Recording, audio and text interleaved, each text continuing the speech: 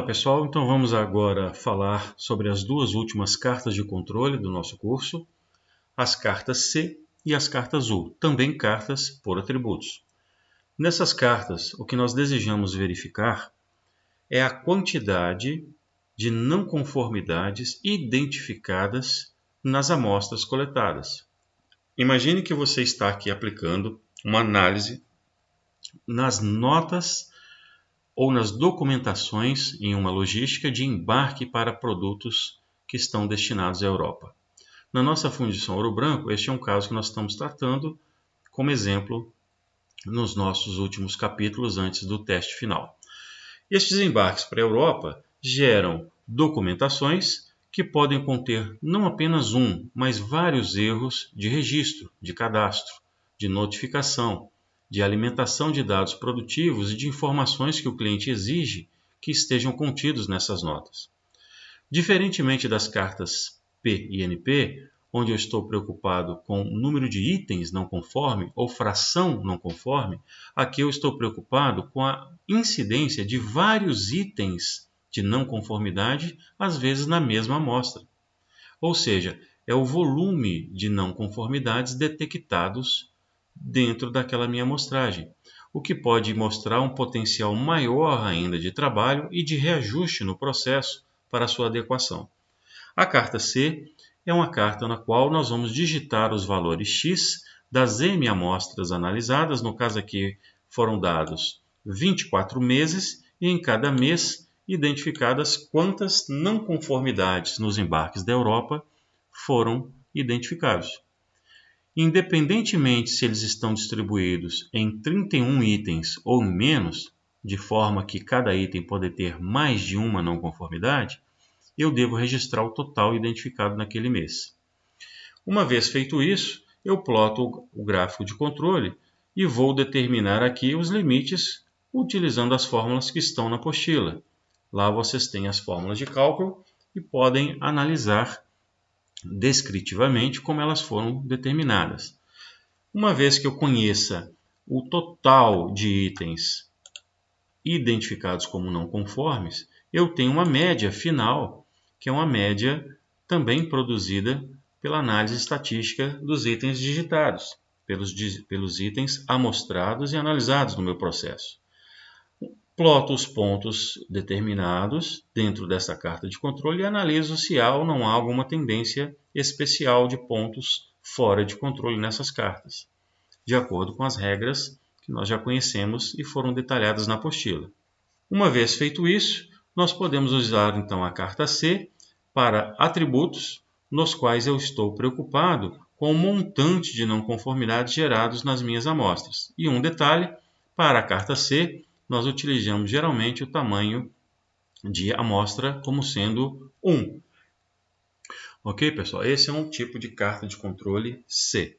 A carta U, ela vai ser diferente. O tamanho da minha amostra é diferente. De 1, eu posso amostrar, por exemplo, nesse caso, múltiplos de 40 ordens geradas. A área de planejamento e programação me enviou agrupamentos de 40 ordens relativas no mês 1, no mês 2, no mês 3. Dentro dessas ordens, eu vou analisar quantas ocorrências aconteceram que são consideradas não conformes. Então veja que as 5 não conformidades no mês 1, para as 40 ordens analisadas, não necessariamente são 5 ordens diferentes dentro dessas 40. Podem ter acontecido 5 ordens em apenas 5 ocorrências, em apenas uma dessas 40 ordens. Eu estou preocupado, portanto, aqui com o total de ocorrências identificadas no período, ou no conjunto de ordens amostradas nesse caso. Dividindo-se o número de ocorrências pelo número de ordens, eu tenho os erros médios encontrados por ordem. Seria um paralelo da fração não conforme que nós vimos na carta NP, na carta P, né? Faço isso para todas as peças e tenho o erro médio produzido. O que nós podemos constatar é que num total de 960 ordens analisadas, tivemos 113 ocorrências de não conformidades. Isso dá uma média de 4,71 não conformidade por lotes de 40 amostrados. e a média dos erros produzidos no período é 0,118, que este valor é esse que aqui está. 0,118 é o valor médio da carta de controle U. Os valores superiores e inferiores vocês sabem calcular. Aqui nós tivemos um valor negativo da carta U. Eu apenas deixei aqui para reforçar que é possível acontecer esse valor. Entretanto, quando isso acontece, nós consideramos o limite inferior como zero, porque não tem sentido trabalhar com número negativo. Ok?